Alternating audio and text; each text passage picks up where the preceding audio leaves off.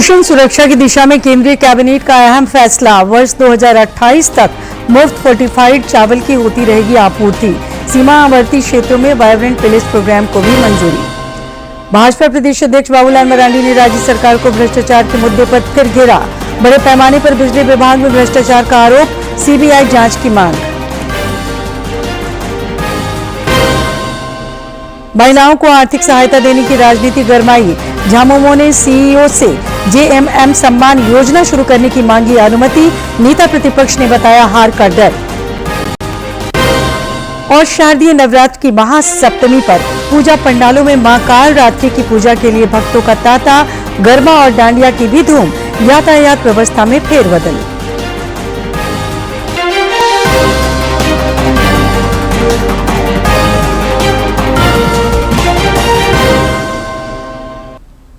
नमस्कार, खबरें झारखंड में आपका स्वागत है। खबरों के साथ मैं हूं सरोज झा और अब समाचार विस्तार से। प्रधानमंत्री नरेंद्र मोदी की अध्यक्षता में आयोजित केंद्रीय कैबिनेट की बैठक में आज पोषण सुरक्षा की दिशा में महत्वपूर्ण फैसला हुआ। सूचना और प्रसारण मंत्री अश्विनी वैष्णव ने बताया कि केंद्रीय कैबिनेट ने मुफ्त फोर्टिफाइड चावल की सप्लाई वर्ष 2028 तक जारी रखने के प्रस्ताव को मंजूरी दे दी है। इसके लिए 17,000 करोड़ रुपए से अधिक आवंटित किए गए हैं।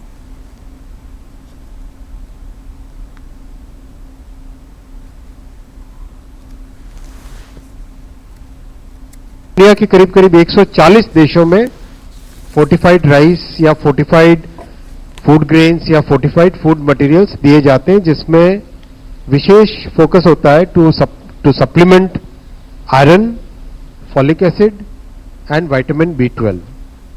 इन सब का सप्लीमेंट करने का एक तरीका दुनिया भर में it's already a very well accepted, very well documented process. WHO वगैरह सब के सब इसको बहुत स्ट्रांगली रेकमेंड करते हैं। तो 2018 में पायलट हुआ था, 2022 में ICDS और PM पोषण प्रोग्राम्स कवर हुए थे। 2023 में ऐड किया गया एस्पिरेशनल डिस्ट्रिक्ट्स को और 250 ऐसे डिस्ट्रिक्ट जिसमें स्टंटिंग की इंसिडेंस ज्यादा थी, यानी बच्चों की ग्रोथ कम रहे, ऐसे इंसिडेंसेस ज्यादा थे, उन सबको कवर करके एक विस्तृत तौर पे फोर्टिफाइड राइस सप्लाई करने का प्रोग्राम चलाया गया था। और गत मार्च में यह फैसला लिया गया कि सारे के सारे एरियाज जिसमें प्रधानमंत्री गरीब कल्याण अन्न योजना से राइस की या फूड ग्रेन की सप्लाई होती है, उन सब एरियाज को इस प्रोग्राम में कवर किया जाए। तो साथियों, आज कैबिनेट में फैसला लिया गया कि 2024 से 2028 तक इस प्रोग्राम को चलाया जाएगा और 17,082 करोड़ 17,082 करोड़ का टोटल इस पे इन्वेस्टमेंट किया जाएगा and this will be 100% funded by the central government. सीमा क्षेत्रों के विकास के लिए भी केंद्रीय कैबिनेट ने वाइब्रेंट विलेज प्रोग्राम को मंजूरी दी है। राजस्थान और पंजाब के सीमावर्ती इलाकों में 2,280 किलोमीटर सड़क नेटवर्क का विकास होगा, जिसमें 4,406 करोड़ रुपए का निवेश किया जाएगा। ये कनेक्टिविटी स्वास्थ्य, शिक्षा और आजीविका पर बड़ा प्रभाव डालेगी। राजस्थान और पंजाब के जो बॉर्डर एरियाज है, बड़ा बॉर्डर है दोनों के दोनों राज्यों का मिला के, तो राजस्थान और पंजाब के जो बॉर्डर एरियाज हैं उसमें 2,280 किलोमीटर नए रोड नेटवर्क का डेवलप करने का आज निर्णय लिया गया। 2,280 किलोमीटर्स, करीब 4,400 करोड़ का इसमें इन्वेस्टमेंट आएगा, 4,406 करोड़। बहुत बड़ा इम्पैक्ट पड़ेगा बॉर्डर एरियाज में, लाइवलीहुड पे, कनेक्टिविटी पे, ट्रांसपोर्टेशन पे, लोगों के आने जाने में, एजुकेशन के लिए, हेल्थ केयर के लिए, ट्रेड के लिए, हर तरीके से अपने सोशल नीड्स के लिए जो ट्रैवल की एक बहुत बड़ी फैसिलिटी इससे बनेगी। और बहुत ध्यान रखा गया कि जो हाईवे नेटवर्क देश भर में डेवलप हो रहा है उसके साथ इसको इंटीग्रेट किया जाए। देखो, इसमें माइंडसेट चेंज इस तरह का है कि एक समय था जब बॉर्डर एरियाज को तत्कालीन सरकारें कभी भी इतना ध्यान नहीं देती थी, और उसमें कई परवर्स आर्ग्यूमेंट्स भी किए जाते थे कि ये अगर डेवलप हो गया तो मैं इस कंट्रोवर्सी में नहीं जाना चाहूंगा, लेकिन इस तरह की आपकी जानकारी में है तत्कालीन सरकारों ने क्या माइंडसेट रखा था। तो अब उसके एकदम विपरीत है, चाहे नॉर्थ और नॉर्थ ईस्ट में जो हमारा बॉर्डर है उसको देखो, या वेस्ट में हमारा बॉर्डर है, या नॉर्थ में हमारा बॉर्डर है उसको देखो, तो हर जगह बॉर्डर एरिया पे स्पेशल फोकस करके उसको डेवलप किया जा रहा है, जिससे कि उन क्षेत्रों में रहने वाले हमारे नागरिक उनको वही फैसिलिटीज मिले जो देश के बाकी हिस्सों में मिल रही है। हरियाणा में जीत की हैट्रिक ने झारखंड भाजपा में नया जोश भर दिया है। पार्टी को उम्मीद है कि इस बार झारखंड में भी कमल खिलेगा और झामुमो कांग्रेस की विदाई होनी तय है। झारखंड में कभी भी विधानसभा चुनाव की घोषणा हो सकती है, लेकिन चुनावी घोषणा से पहले हरियाणा के परिणाम ने झारखंड भाजपा को ऊर्जा से भर दिया है। ऐसे में चुनावी तैयारियों में जुटी झारखंड भाजपा को लोकसभा चुनाव में मिली बढ़त और हरियाणा की जीत से झारखंड में भी कमल खिलाने का भरोसा बढ़ गया है। हरियाणा विधानसभा चुनाव नतीजों पर इस बार झारखंड के लोगों की भी नजर थी। इसे झारखंड विधानसभा चुनाव से पहले भाजपा के लिए बड़ा टेस्ट माना जा रहा था। एग्जिट पोल को झुठलाते हुए भाजपा ने रिकॉर्ड और ऐतिहासिक जीत दर्ज कर साबित कर दिया है कि देश में मोदी लहर अभी भी कायम है। इस जीत से झारखंड भाजपा भी गदगद है। प्रदेश भाजपा अध्यक्ष बाबूलाल मरांडी ने भी कार्यकर्ताओं संग जीत का जश्न मनाया और कहा कि झारखंड में भी बदलाव की आंधी चल रही है। आने वाला समय झारखंड और महाराष्ट्र में भी चुनाव होंगे तो इसी प्रकार के परिणाम आने वाला है। जश्न में रक्षा राज्य मंत्री सह सांसद संजय सेठ भी शामिल हुए। उन्होंने कहा कि पीएम के नेतृत्व में जिस तरह से हरियाणा के लोगों ने जनादेश दिया है, उसी प्रकार अब झारखंड और महाराष्ट्र की बारी है। झारखंड और महाराष्ट्र अब इसकी बारी है। आप देखना, इस मौके पर यह कह सकता हूं कि झारखंड में इस बार 2/3 बहुमत से भारतीय जनता पार्टी सरकार बनाएगी। झारखंड दौरे पर आए केंद्रीय राज्य मंत्री अर्जुन राम मेघवाल ने कहा कि देश में अब सिर्फ सुशासन और विकास का ही मॉडल चलेगा, जो भाजपा की प्राथमिकता है। उन्होंने कहा कि झारखंड में इस वर्ष होने वाले चुनाव में भी यही मंत्र कारगर होगा। गुड गवर्नेंस और डेवलपमेंट, ये दो ही एजेंडे चलने वाले हैं जी पूरे देश में, यहाँ भी वही चलेगा। उधर भाजपा विधायक दल के नेता अमर कुमार बावरी ने कहा कि प्रधानमंत्री नरेंद्र मोदी के नेतृत्व पर देश को विकास और भरोसा है और इसी बूते झारखंड में भी सत्ता परिवर्तन तय है। कांग्रेस जो गोल गोल घुमा करके जलेबी की तरह हरियाणा की जनता को बेवकूफ बनाने की कोशिश कर रही थी, उसमें जरूर उनका जो है ग्रहण लग गया, उसमें जरूर उनका जो है निराशा है। हरियाणा विधानसभा चुनाव परिणाम से जहां भाजपा के हौसले बुलंद हैं, वही विपक्ष मंथन करने में जुटा है और अब बारी झारखंड की है। चुनावी वर्ष में अगर चुनावी नतीजे पार्टी के पक्ष में आए तो हौसला बढ़ना लाजमी है।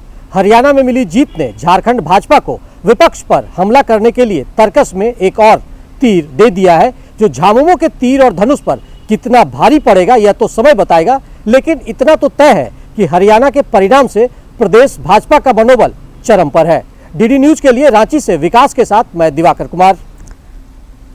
इधर भाजपा के प्रदेश अध्यक्ष बाबूलाल मरांडी ने एक बार फिर भ्रष्टाचार के मुद्दे पर राज्य सरकार को घेरा है।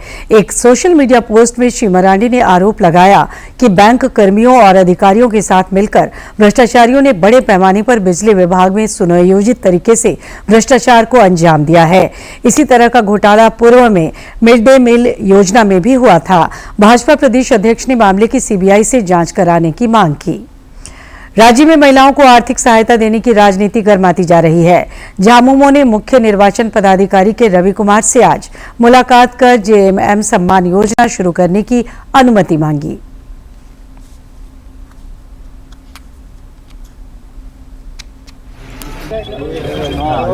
लोगों ने जो मेमोरेंडम उनको दिया है, जो पत्र दिया है आयोग को, उसमें हम लोगों ने ये मांग की है कि जेएमएम सम्मान योजना हम लोग लागू करना चाहते हैं और उस योजना को आप अनुमति प्रदान करें। चूंकि ये जो 2/5/2024 को जो पत्र दिया गया था, उस पत्र के हिसाब से वो बिना आपके अनुमति के वो लागू नहीं हो सकता है। और वो ये सम्मान योजना है जो जिसका अनुमति हम लोगों ने आयोग से मांगने का काम किया। इधर झामुमो के इस कदम पर भाजपा विधायक दल के नेता अमर कुमार बावरी ने कहा कि झामुमो भाजपा के गोगो दीदी योजना से घबरा गई है और ये उसकी हताशा को दर्शाता है। झामुमो ने विधानसभा चुनाव से पहले ही अपनी हार मान ली है, इसीलिए इस तरह के हथकंडे अपना रही है। उन्होंने कहा कि झामुमो ने चुनावी फायदे के लिए महिलाओं के नाम पर मैया सम्मान योजना शुरू की है, लेकिन भाजपा 5 सालों के लिए महिलाओं को आर्थिक सशक्तिकरण के मार्ग को प्रशस्त करना चाहती है। श्री बावरी ने कल की कैबिनेट बैठक के फैसले पर प्रतिक्रिया व्यक्त करते हुए आरोप लगाया कि सरकारी संसाधनों से सत्ता शीर्ष पर बैठे लोग अपना चेहरा चमकाना चाहते हैं।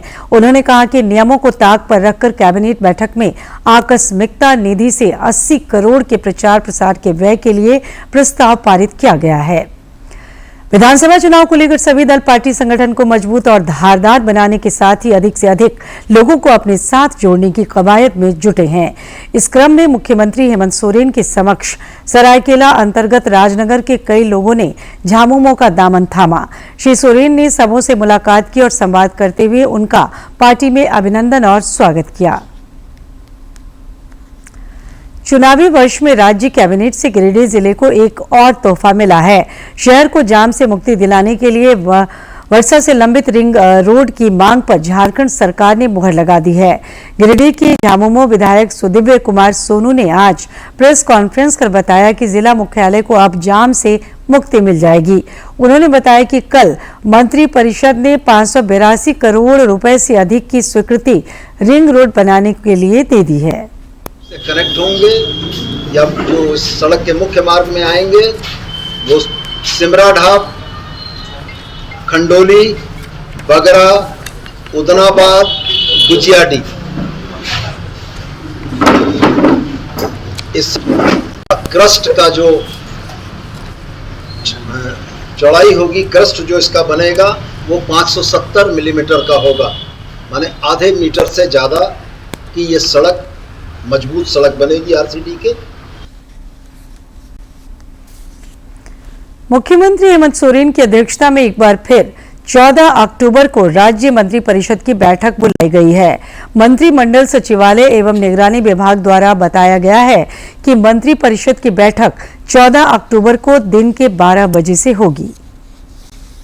शारदीय नवरात्र की महासप्तमी पर पूजा पंडालों में मां काल रात्रि की पूजा के लिए भक्तों का तांता लगा हुआ है। दुर्गोत्सव पर पूरा झारखंड आदि शक्ति की आराधना में लीन है। माता रानी का दरबार सज चुका है और भक्त पूजा पंडालों में अनवरत पहुंच रहे हैं। झारखंड में इस बार के दुर्गोत्सव में क्या कुछ खास है, देखते हैं ये खास रिपोर्ट। झारखंड में दुर्गोत्सव की छटा निराली होती है। इस दौरान राज्य भर में आदि शक्ति की आराधना के लिए दिव्य और भव्य पंडाल बनते हैं। थीम आधारित पंडालों में इस बार एक भारत श्रेष्ठ भारत से लेकर अयोध्या के श्री राम लला तक की झलक दिख रही है। कहीं इको फ्रेंडली पंडाल बनाए गए हैं तो कहीं लेजर शो के जरिए अलौकिक छटा बिखेरी जा रही है। समूचा झारखंड शारदीय नवरात्र और दुर्गोत्सव के उमंग में लीन है। भक्तों के लिए माता का दरबार खुल चुका है और मां भगवती के 9 रूपों के आराधना का सिलसिला जारी है। भक्ति के साथ उल्लास का रंग भी खूब दिख रहा है। अयोध्या राम मंदिर के प्रारूप पर बना पूजा पंडाल लोगों के आकर्षण का केंद्र बना हुआ है। पूरा बंगाल, बिहार और झारखंड में दुर्गा पूजा बहुत धूमधाम से मनाया जाता है और सभी लोग इसको बहुत हर्षोल्लास से मनाते हैं। इतना ही नहीं, झारखंड की भूमि पर पूजा पंडालों में सोमनाथ के भी दर्शन हो रहे हैं, जिसमें खास और आम सभी आराधना के लिए पहुंच रहे हैं। काशी घाट का दृश्य दिखाया गया है, साधु संत वगैरह का पूजा स्थान देखे। थीम आधारित पूजा पंडाल भी इस बार लोगों के आकर्षण का केंद्र है। पंडालों में एक भारत श्रेष्ठ भारत की झलक तो दिख ही रही है, इनकी दिव्यता और भव्यता भी हर किसी को अपनी ओर आकर्षित कर रहा है। बहुत अच्छा बनाया गया है पंडाल, बहुत ही अच्छी कलाकृति है। स्पेशली दुर्गा पूजा में मैं जरूर आती हूँ यहाँ पर, तो ऑलमोस्ट जितने भी पंडाल है रांची के मैं जरूर जाती हूँ और हर पंडाल में मुझे कुछ न कुछ यूनिक दिखाई देता है। पुलिस जवानों द्वारा रांची में अनोखे तरीके से मां दुर्गा की पूजा की जा रही है। जिसमें मां की प्रतिमा की जगह कलश की स्थापना कर आराधना होती है। उधर शारदीय नवरात्र पर देश की समृद्ध कला संस्कृति के भी दर्शन हो रहे हैं। विभिन्न स्थानों पर गरबा और डांडिया की भी धूम है।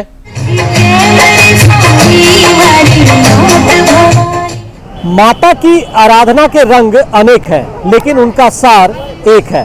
भक्त भक्ति में लीन है और उत्सव की छटा हर तरफ बिखर रही है। यह नजारा दिन और रात हर तरफ लोगों को दिव्य और अलौकिक अनुभूति दिला रहा है। रांची से कैमरामैन विकास के साथ मैं दिवाकर कुमार, दूरदर्शन समाचार। इधर दुर्गा पूजा को लेकर राज्य भर में चौकसी बढ़ा दी गई है। प्रमुख चौक चौराहों पर अतिरिक्त जवानों को तैनात किया गया है। सीसीटीवी कैमरों से भी निगरानी की जा रही है। यातायात व्यवस्था में भी बदलाव किया गया है। रांची शहर में शांति व्यवस्था बनाए रखने और असामाजिक तत्वों से निपटने के लिए पुलिस लाइन कांके रोड में आज मॉक ड्रिल भी हुआ।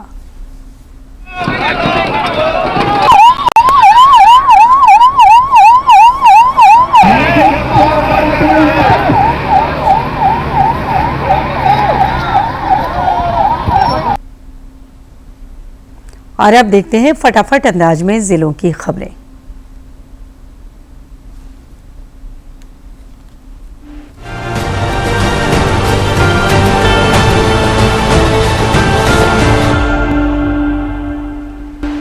रक्षा राज्य मंत्री सह रांची सांसद संजय सेठ ने आज अपने आवास पर लोगों से मुलाकात और संवाद किया।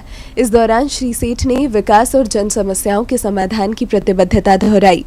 मुख्यमंत्री हेमंत सोरेन ने आज सोशल मीडिया पर एक तस्वीर साझा कर कांसी राम को उनकी पुण्यतिथि पर नमन किया। श्री सोरेन ने वंचित और शोषित लोगों के उत्थान में उनके योगदान को भी याद किया। पूर्व मंत्री सह विधायक मथुरा प्रसाद ने टुंडी विधानसभा क्षेत्र अंतर्गत तोपचांची प्रखंड में सिंहदाहा बड़ा तालाब के जीर्णोद्धार कार्य का शिलान्यास किया। इस दौरान उन्होंने कहा कि राज्य सरकार ग्रामीण क्षेत्रों के विकास के लिए योजनाबद्ध तरीके से कार्य कर रही है। बोकारो उपायुक्त ने बेटी जन्मोत्सव के अवसर पर सदर अस्पताल में जन्म लेने वाली नवजात 4 बच्चियों के माता पिता को गुलदस्ता देकर और पगड़ी पहनाकर सम्मानित किया। उन्होंने आधी आबादी के सशक्तिकरण का संकल्प दोहराया। विधानसभा चुनाव के मद्देनजर गढ़वा उपायुक्त ने समाहरणालय सभागार में जिले के सभी कोषांगों के नोडल पदाधिकारियों, एसडीओ, बीडीओ सहित अन्य अधिकारियों के साथ समीक्षात्मक बैठक की। इस दौरान उन्होंने चुनाव की तैयारियों सहित अन्य बिंदुओं पर विस्तार से चर्चा करते हुए आवश्यक निर्देश दिए। कोडरमा जिला अंतर्गत चौकीदार पद पर नियुक्ति के तहत लिखित परीक्षा में सफल अभ्यर्थियों के लिए शारीरिक दक्षता जांच और दौड़ का आयोजन हुआ। पूरी प्रक्रिया की पारदर्शिता के लिए स्टैटिक कैमरे और ड्रोन कैमरे की भी व्यवस्था की गई थी। शारदीय नवरात्र के पावन अवसर पर जरमुंडी विधायक बादल पत्रलेख ने बंदाजोरी दुबे बाबा मंदिर के सौंदर्यीकरण और पर्यटकीय विकास कार्य का शिलान्यास किया। उन्होंने बताया कि करीब 34 लाख की लागत से यहां पर्यटकीय विकास का कार्य होगा। धनबाद जिले के प्रगतिशील किसानों को राष्ट्रीय कीट निगरानी प्रणाली का प्रशिक्षण दिया गया। इस दौरान बताया गया कि एनपीएसएस मोबाइल ऐप के माध्यम से किसान विशेषज्ञों द्वारा जारी सलाह या पूर्व चेतावनी को अपनाकर खेतों में कीट रोग निगरानी एवं नियंत्रण कर सकते हैं। देवघर जिले के विभिन्न प्रखंडों में कल्याण विभाग द्वारा संचालित योजना उन्नति का पहिया कार्यक्रम के तहत सरकारी विद्यालय में पढ़ने वाले 8वीं कक्षा के विद्यार्थियों के बीच लगभग 2000 से अधिक साइकिल का वितरण किया गया।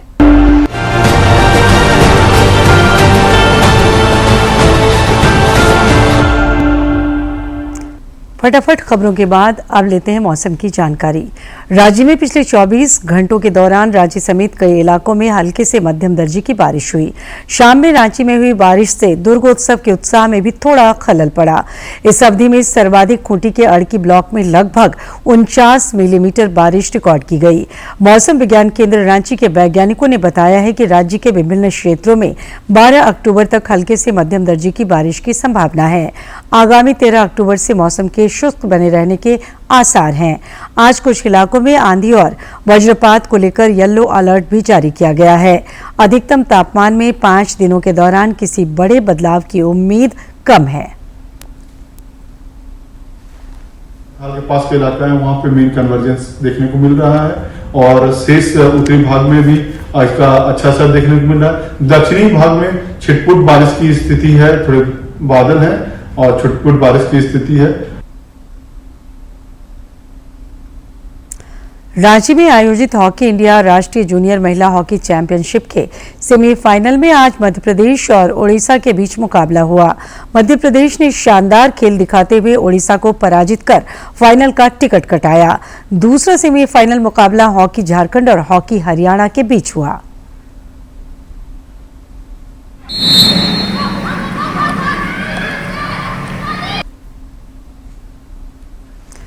झारखंड राज्य क्रिकेट संघ JSCA ने रणजी टीम की घोषणा कर दी है।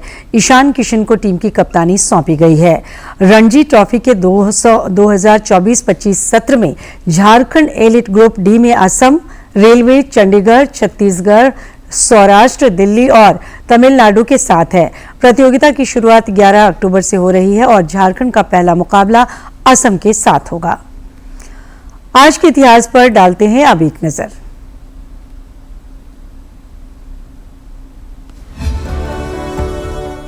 साल 1949 को आधुनिक प्रादेशिक सेना यानी टेरिटोरियल आर्मी का गठन हुआ। इसका गठन प्रादेशिक सेना अधिनियम 1948 में पारित होने के बाद किया गया। आज ही के दिन इसका उद्घाटन भारत के पहले गवर्नर जनरल C राजगोपालाचारी ने किया था। प्रादेशिक सेना की इकाइयां 1962, 1965 और 1971 में सैन्य अभियानों में सक्रिय रूप से शामिल रही हैं। प्रादेशिक सेना रक्षा से जुड़ी कई जिम्मेदारियां निभाती हैं। इसके सैनिक आतंक विरोधी अभियान में सेना की मदद करने से लेकर देश के अलग अलग हिस्सों में मार्गदर्शक की भूमिका निभाते हैं। यही नहीं, युद्ध में हिस्सा लेकर सैन्य संस्थानों और छावनियों की सुरक्षा भी प्रादेशिक सेना के हाथों में होती है। पूर्व भारतीय क्रिकेटर कपिल देव और कैप्टन कूल महेंद्र सिंह धोनी समेत अन्य बड़ी हस्तियां प्रादेशिक सेना का हिस्सा रही हैं। 9 अक्टूबर साल 1969 को जापान के टोक्यो में यूनिवर्सल पोस्टल यूनियन कांग्रेस सम्मेलन हुआ, जहां इस दिन को विश्व डाक दिवस मनाने की घोषणा हुई। 9 अक्टूबर साल 1874 में स्विट्जरलैंड के बर्न में विभिन्न देशों ने एक संधि पर हस्ताक्षर किए। इस संधि में सभी देशों के बीच पत्रों के आवागमन के लिए एक विश्व डाक प्रणाली जनरल पोस्टल यूनियन की स्थापना की गई, जिससे विश्व भर में एक समान डाक व्यवस्था लागू हो सके। इसीलिए 9 अक्टूबर के दिन को विश्व डाक दिवस के रूप में चुना गया। 9 अक्टूबर साल 1877 को गोपबंधु दास का जन्म ओडिशा के पुरी जिले में हुआ। उन्हें उत्कल मणि के नाम से भी जाना जाता है। वो एक स्वतंत्रता संग्राम सेनानी, सामाजिक कार्यकर्ता और साहित्यकार थे। ओडिशा में जब भी राष्ट्रीयता और स्वाधीनता संग्राम की बात होती है तो लोग गोपबंधु दास का नाम सर्वप्रथम लेते हैं। अवकाश चिंता, बंदी आत्मकथा और धर्मपद उनके द्वारा लिखे पुस्तकों में से प्रमुख हैं।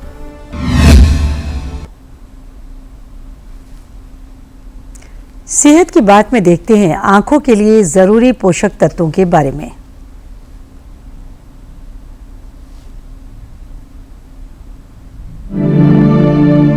दृष्टि हमें प्रकृति से मिली अनमोल देन है। इसकी सुरक्षा और देखभाल आवश्यक है। संतुलित आहार आंखों के अच्छे स्वास्थ्य को बढ़ावा देने और व्यक्ति की दृष्टि की रक्षा करने के लिए आवश्यक होता है। पोषण से भरपूर खाद्य पदार्थ और आहार में विविध भोजन शामिल करने से व्यक्ति को पर्याप्त मात्रा में पोषण मिलता है और आंखों का स्वास्थ्य बेहतर बनता है। हमारे शरीर के अन्य अंगों की ही तरह आंखों को भी सही ढंग से काम करने के लिए उचित पोषण की आवश्यकता होती है। कुछ विटामिन, खनिज और एंटीऑक्सीडेंट आंखों की बीमारियों को रोकने और उनकी प्रगति को कम करने में सहायक होते हैं। अच्छे पोषण का होना जीवन के हर पहलू पे और हर समय पे महत्वपूर्ण होता है। अगर बच्चों में कुपोषण है तो उसकी वजह से उनका शारीरिक विकास नहीं होता। उसी तरह से जो है आंखों में भी कई व्याधियां उसमें उत्पन्न हो सकती हैं। जैसे अगर विटामिन ए और डी की कमी है तो उससे जो है वो झिल्ली होती है, वो चिपकने लगती है, और जो कॉर्निया जिसको ट्रांसपेरेंट होता है उसमें जो है मेल्टिंग की संभावना हो जाती है। रेटिना का डेवलपमेंट नहीं होता है तो उसमें रात्रि में जो विजन होता है उसमें भी असर आ सकता है। तो इसलिए बच्चों में ये पोषण का महत्व बहुत ज़्यादा है। अब जैसे जैसे उम्र बढ़ती है उसके बाद में अगर पोषण नहीं हुआ तो जो आई की जो वाइटल लेयर्स होती हैं उनमें भी उसका बुरा असर गिरता है। आंखों के अच्छे स्वास्थ्य को बनाए रखने के लिए विटामिन, खनिज, लवण और एंटीऑक्सीडेंट्स सहायक हैं। इसमें विटामिन ई, विटामिन सी और ई, विटामिन बी, कैरोटीनॉइड्स और flavonoids, omega 3 fatty acids, antioxidants और जिंक, ये सभी पोषक तत्व आंखों के स्वास्थ्य को बेहतर बनाए रखने के लिए उपयोगी हैं और इनकी आवश्यकता दृष्टि के लिए होती है। कुछ लोगों में पोषण की कमी होने पर उन्हें अतिरिक्त पूरक की आवश्यकता हो सकती है, यानी आंखों की सेहत के लिए सप्लीमेंट लेने की आवश्यकता हो सकती है। ऐसा करने से आंखों में होने वाली समस्याओं की संभावना को कम किया जा सकता है और कुपोषण से बचा जा सकता है। यदि आहार में पोषक तत्वों की सही मात्रा न हो या पोषण की कमी हो जाए तो नेत्र संबंधित समस्याओं की संभावना बढ़ जाती है, जैसे मोतियाबिंद, ग्लूकोमा और एज रिलेटेड मैक्युलर डिजेनरेशन। इन सभी बीमारियों की संभावना उचित पोषण न मिलने से बढ़ सकती है।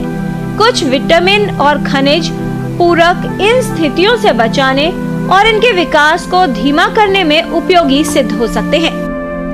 विटामिन डी और ए एक दो ऐसे विटामिन है जो विजन के लिए बहुत महत्वपूर्ण होते हैं। जो हमारा रेटिना होते हैं उसमें जो सेल्स होते हैं, रॉड्स एंड कोन, उनकी सारी एक्टिविटीज़ जो हैं इस पे निर्भर करती हैं।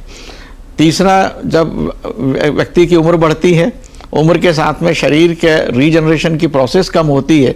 अगर उसमें न्यूट्रिशन ठीक नहीं है तो रीजनरेशन कम होता है, डीजनरेटिव चेंजेस उसमें ज़्यादा आने लगते हैं। तो एक संतुलित भोजन जो होता है जिसमें एंटीऑक्सीडेंट्स हों, प्रोटीन्स हों, कार्बोहाइड्रेट हैं, फैट्स हैं, ये सब चीज़ों का जो संतुलित मिश्रण है वो न केवल विजन के लिए बल्कि पूरे शरीर के लिए और मस्तिष्क के लिए बहुत।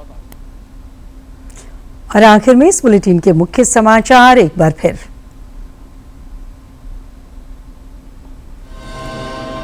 पोषण सुरक्षा की दिशा में केंद्रीय कैबिनेट का अहम फैसला, वर्ष 2028 तक मुफ्त फोर्टिफाइड चावल की होती रहेगी आपूर्ति। सीमावर्ती क्षेत्रों में वाइब्रेंट विलेज प्रोग्राम को भी मंजूरी। भाजपा प्रदेश अध्यक्ष बाबूलाल मरांडी ने राज्य सरकार को भ्रष्टाचार के मुद्दे पर फिर घेरा। बड़े पैमाने पर बिजली विभाग में भ्रष्टाचार का आरोप, सीबीआई जांच की मांग। महिलाओं को आर्थिक सहायता देने की राजनीति गरमाई। झामुमो ने सीईओ से जेएमएम सम्मान योजना शुरू करने की मांगी अनुमति। नेता प्रतिपक्ष ने बताया हार का डर। और शारदीय नवरात्र की महासप्तमी पर पूजा पंडालों में मां कालरात्रि की पूजा के लिए भक्तों का तांता। गरबा और डांडिया की भी धूम, यातायात व्यवस्था में फेरबदल।